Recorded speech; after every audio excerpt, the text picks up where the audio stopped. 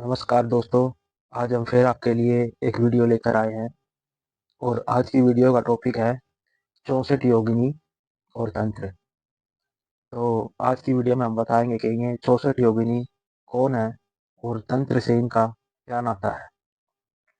तो सबसे पहले दोस्तों आपको ये पता होना चाहिए कि तंत्र क्या होता है, तंत्र किसे कहते हैं, तांत्रिक किसे कहते हैं। जाहिर सी बात है, जो तंत्र विद्या करता है उसी को तांत्रिक कहते हैं।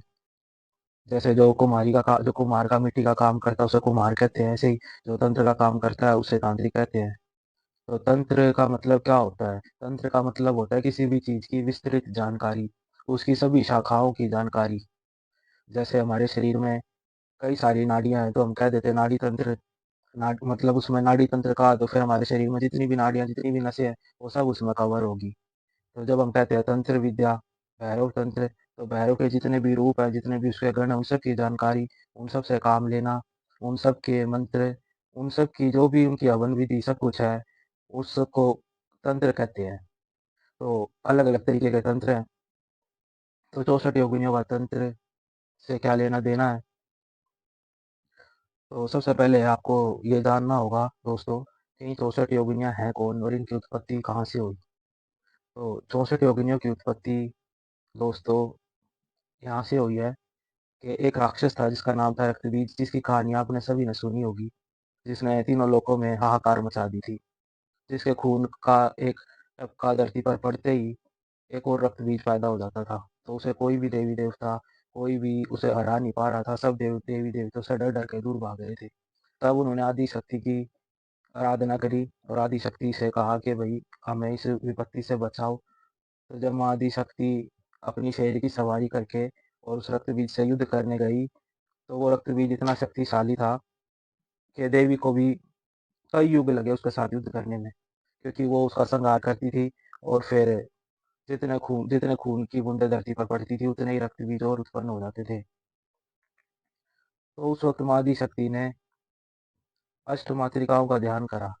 मतलब अष्ट मातृकाएं वे, आप उन्हें यूं माने कि माँ आदि शक्ति ने अपने शरीर से 8 और देवियों को उत्पन्न किया। जैसे जिनका नाम है ब्रह्मा की ब्रह्माणी, महेश की महेश्वरी, विष्णु की वैष्णवी, वाराही, नारसिम्ही और इंद्राणी, कौमारी। तो और भी नाम है, एक दो और है। तो ये अष्ट मातृकाएं जब उत्पन्न हुई दोस्तों, तो इन्होंने माँ आदि शक्ति के साथ मिलकर उस दानव के साथ भयंकर युद्ध करा।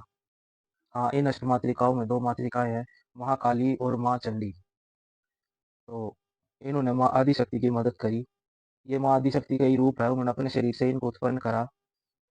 तो जब भी उस राक्षस की खून की बूंद धरती पर पड़ती तो माँ चामुंडा, महाकाली, ये सब मिलकर उस खून को पी जाती। तो वहां से ही अष्टमातृकाओं की उत्पत्ति हुई। आपने माँ की एक तस्वीर देखी होगी जिसमें बीच में माँ शेरावाली या माँ महाकाली या माता का कोई भी स्वरूप होता है और उसके आजू बाजू 8 देवियां होती हैं।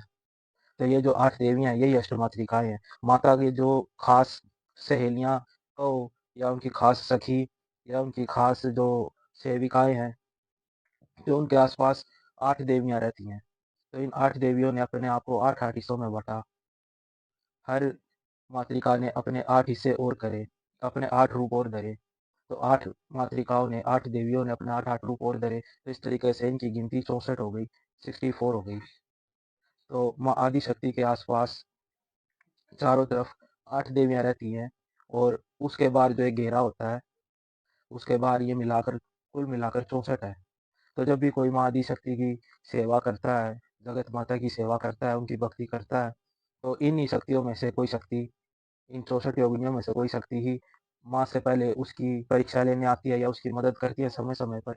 यही माँ के आदेश पर अब उनके भक्तों की परीक्षाएं भी लेती है, उनकी मदद भी करती है, उन्हें संकटों से बाहर भी निकालती है। इन 64 योगिनियों की भी सेविकाएं होती हैं। इन 64 योगिनियों में डाकिनी भी है, शाकिनी भी है, हाकिनी भी है।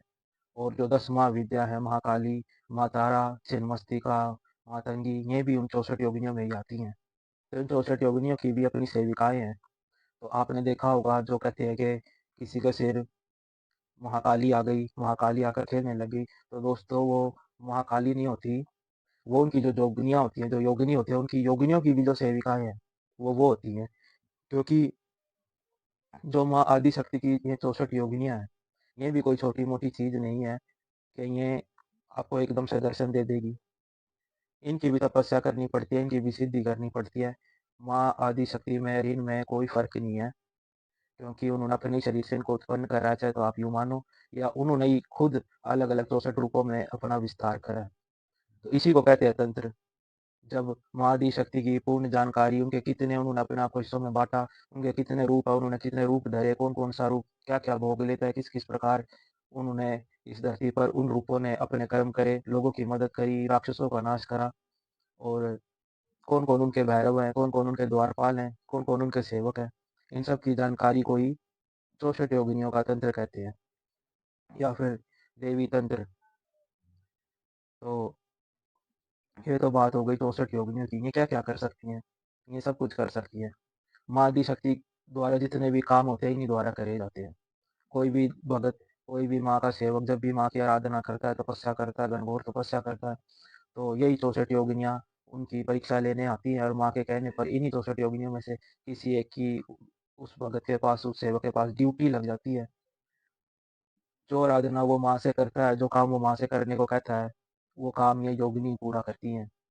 मध्य प्रदेश में इनका एक मंदिर भी है, 64 योगिनी मंदिर, वहाँ इनकी 64 मूर्तियाँ विद्यमान हैं। तो दोस्तों ये जो 64 योगिनियाँ ये एक प्रकार की सिद्धि हैं। ये माँ की सेविकाएँ हैं, ये माँ के साथ चलती हैं, माँ से आगे-आगे चलती हैं, आदिशक्ति से। क्योंकि जो आदिशक्ति है, जैसे निराकार भगवान है, निराकार परमात्मा है, तो माँ आदिशक्ति भी निराकार है। जब वो रूप धरती है अपने अलग-अलग, तो सबसे पहले वो अपना आदिशक्ति का रूप धरती है।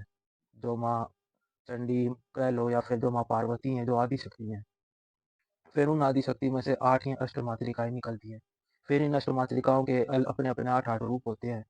तो इन 64 जोगिनियों के 64 भैरव भी हैं, जो इनके साथ रहते हैं। माँ के हर रूप के साथ एक भैरव की आप कह लो ड्यूटी होती है, या उसका वो सेवक होता है या उसके साथ चलता है। तो दोस्तों ये थी 64 योगिनियों के बारे में जानकारी। इनके अपने-अपने मंत्र भी होते हैं, इनकी सिद्धि भी होती है। आप चाहें तो किसी एक योगिनी को भी सिद्ध कर सकते हैं और 64 की 64 योगिनी तो शायद किसी बिरला को ही सिद्ध होंगी, पर मैं तो ये कहूँगा जो माँ आदिशक्ति की सेवा करते हैं, जो माँ आदिशक्ति की किसी भी रूप की आराधना करते हैं, उनको ये 64 योगिनी स्वयं सिद्ध हो जाती हैं। वो स्वयं उस इंसान के आजू-बाजू उसकी रक्षा में, उसकी मदद के लिए तत्पर हो जाती हैं। माता की तरफ से उसके पास इन 64 योगिनियों की ड्यूटी लग जाती है कि ये मेरा खास सेवक है, खास भक्त है, आपको इनके आस-पास रहना है। तो वह उस माँ के सेवक के पास आने वाली हर विपदा को पहले ही दूर कर देती हैं। तो दोस्तों ये थी बात 64 योगिनियों की। आगे भी मैं आपके लिए और वीडियो लाता रहूँगा। आप मेरे चैनल को लाइक करें, वीडियो को सब्सक्राइब करें, चैनल को लाइक करें और शेयर ज़रूर करें और कमेंट भी ज़रूर करें। और अगर आपके मन में कोई ख़्याल हो या आप कोई टॉपिक चाहते हो जिस पर मैं वीडियो बनाऊँ, तो वो भी आप कमेंट कर मुझे बताएँ। जय माता की, जय बाबा।